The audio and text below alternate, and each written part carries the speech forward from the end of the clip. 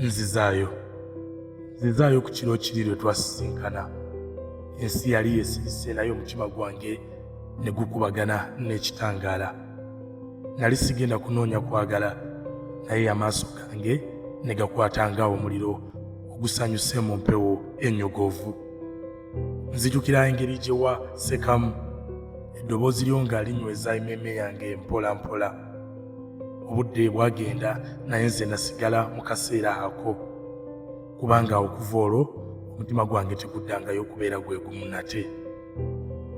Leero nkusubwa era nkusaba mu bintu bitono nnyo, mu byangu eby'ekiro, mu nnyimba ez'omukwano ezikuba empola, mu mpewo yenkuuta mu kiro.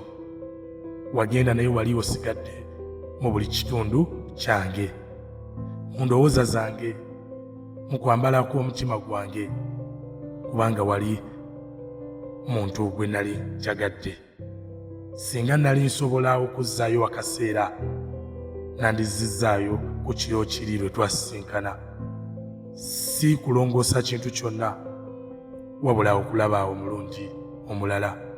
Si kulongoosa kintu kyonna, wabula okusobola okutunula mu munnyizo omulundi omulala.